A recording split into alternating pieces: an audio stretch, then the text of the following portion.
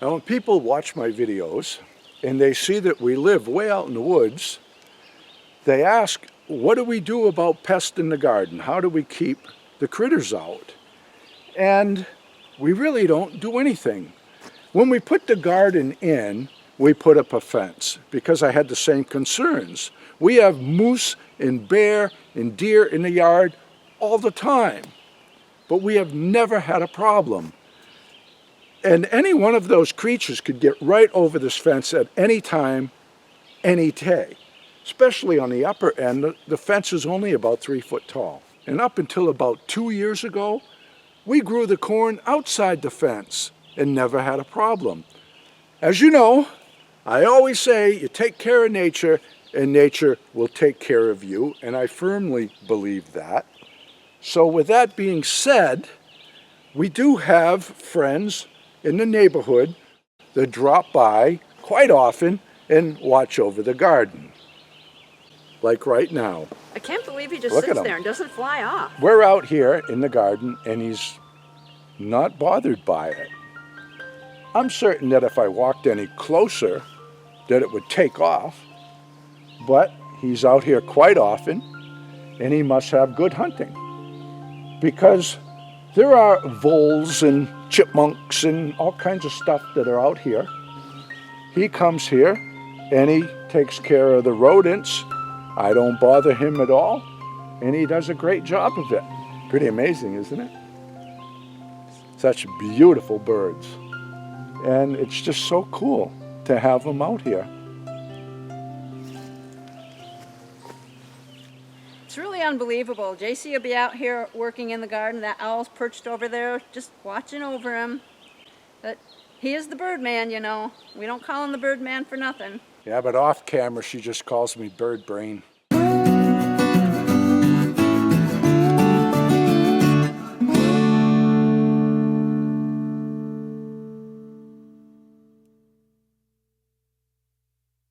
Now I want to take a moment here today to revisit the topic of my last 2 videos. I want to give you an update on my latest experiment, as well as my observations on the topics that I spoke of in those last 2 postings. So let's start out by rehashing the topic of the pine trees that I shared with you a few weeks back, where I was very alarmed because all the pine trees in an area of about 150 miles had all turned brown in 10 days' time. The only thing that's going to turn a tree brown in that short amount of time is poison. Pine trees don't turn brown in the spring, they don't turn brown in the summer. They turn brown in the fall during their natural shedding process. The needles fall off and then they grow new needles in the spring. This isn't the case. So I shared my findings with you, and then there were a lot of comments that come in where people just said that the tree turned brown because of climate change. Okay. Other comments said that the trees turned brown because of the pine beetles, and others said that it was a pine fungus. So I went out there with my video camera and got some footage while the trees looked like crap, because I knew exactly what would happen. As soon as we got some rain and some wind, the needles would fall off and then nobody notices anything. And that's exactly what took place. Luckily, it was early enough in the season that trees grew new needles, they went green again, and things were looking pretty good out here. And the reason is we were in a dry spell. We barely got any rain for a few weeks' time. I had concerns that once the rain started again, things would start to look like crap, and that is exactly what is happening now. Those pine trees that went brown and then turned green are going brown again. The leaves on all the trees out here look like crap, and the leaves on some of the plants in my garden are starting to look like crap again too. So that right there should be proof enough that the pine needles turned brown because of the toxins in the rain. The climate didn't change, turn the trees brown, and then change back again so the tree could turn green again in a matter of a couple of weeks. The pine beetles and the pine fungus didn't move in, turn the pine trees brown, and then move out so they could be green again. That's just complete nonsense. Alrighty then, I've said enough about the pine trees. You believe whatever you want to believe, because no matter what, if we believe in different things, it isn't going to change anything. Let's go over and look at the results of my experiment, where I put plastic over one part of the bed where I had 2 cucumber plants, and then we'll do the comparison of the other cucumber plants. We'll do before and after photos, and you take it from there. Do what you want with it. Okay, so here in this bed was the best cucumbers that I had outside. This is them when I first showed you, okay? And now, here they are a few weeks later. All right, they've grown a little bit, and we have picked a few cucumbers from it, maybe 4 or 5, which was surprising because the plant doesn't look very good. But that's where they were before, and this is where they are now. They really haven't grown much. This is the bed that has 1 plant. It does look a little bit better than it was before.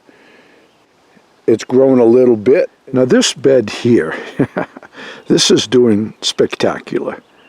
The butternut squash have just taken off, and they look as good as any of my gardens at any time in my life. They are just looking great, and they're loaded with squash. I'm very, very pleased with the way that they are. But remember when I showed you this bed, there was the small butternut squash, and then a piddly looking cucumber plant, and then the little bean plant. Now the beans are looking really good, the butternuts are looking really good, and so are the cucumbers. These cucumbers look probably the best of my outside cucumbers, except for the ones in the hoop, which I'll show you next. And I kind of wonder, is the color on these so good because they are overshadowed so much by the leaves of the butternut? I don't know. But when you look at the other ones, the color's really not good. The plants haven't grown much, and they are the same soil. All of these beds have the same soil.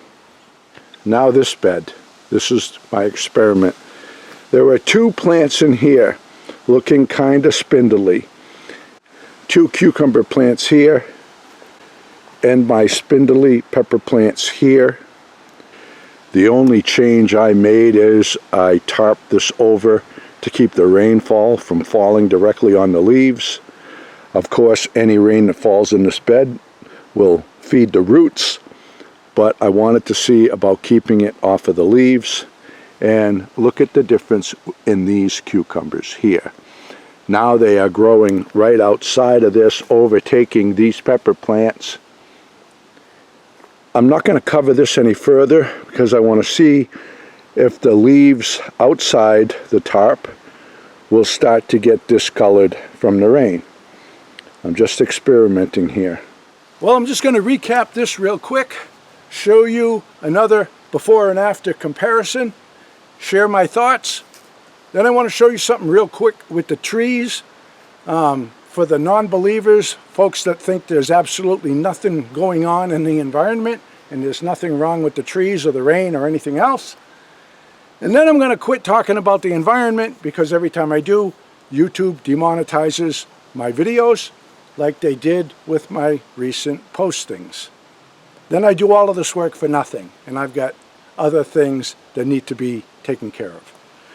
But I'm going to continue on with this video because I said that I would give you the results of my experiment. So that's what I'm going to do, and you can take it for what it's worth. So as I said, this used to be the best bed of cucumbers I had outside. This is what it was like a few weeks ago. This is what it looks like now. It's grown a little bit, but not much, and the leaves don't look very good. This plant over here, this is what it looks like now. This is what it looked like a few weeks ago. It's grown a little bit, but not much, and the leaves don't look very good. Then there's this bed that had the butternut and the cucumber plant here that was really, really bad looking. Well, now this one looks really good. It's got good color. Some might say that this one's doing good because it's kept cool from these shading it. Others say that those in there are doing really good because they're kept hot. So you do what you want with it. Then there was this bed here. It had 2 measly plants in it like I showed you right here. And look at it here. This thing has gone crazy and has produced a dozen or so cukes. And you can see there's cucumbers back there already. I got a pick. This thing is going nutso. So the results of my findings are the plants that were left outside have minimum growth and minimum yield, and overall they look like crap. The ones that have been shielded from the rain have maximum growth, maximum yield, and look outstanding. So connect the dots and do the math.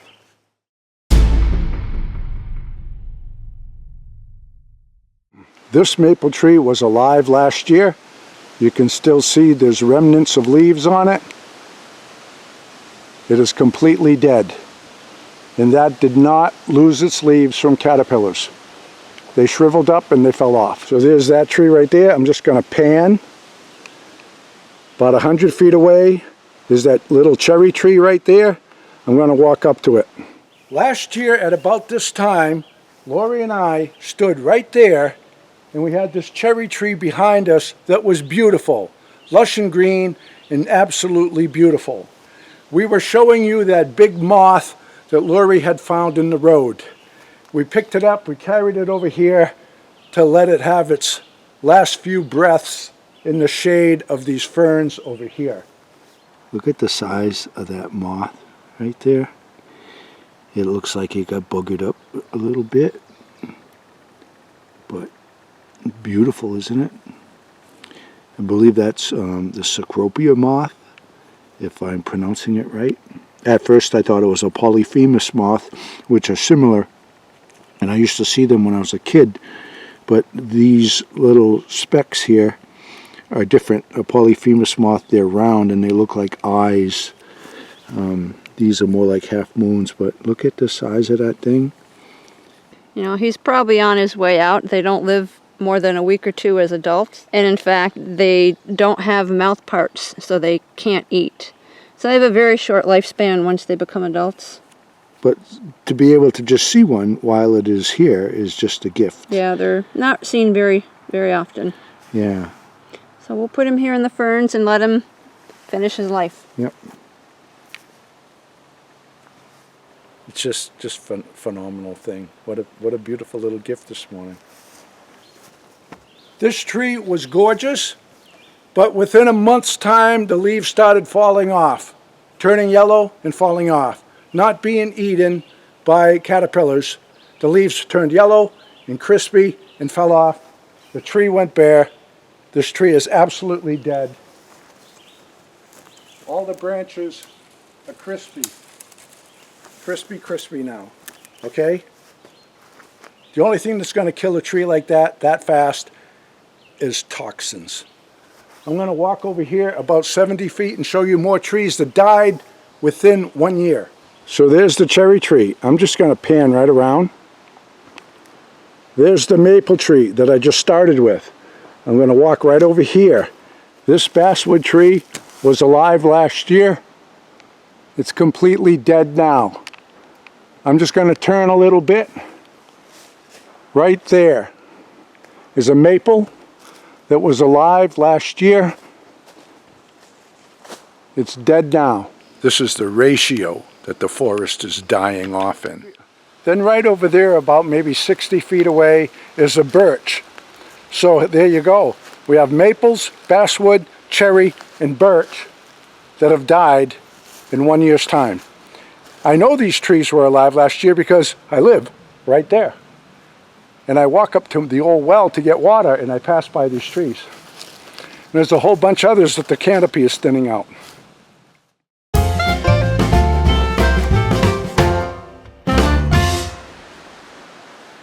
We had a bear in the yard again last night. It's not uncommon, and we don't keep any trash around. We don't feed the birds anymore because of that. But yet they still come in the yard and wander through.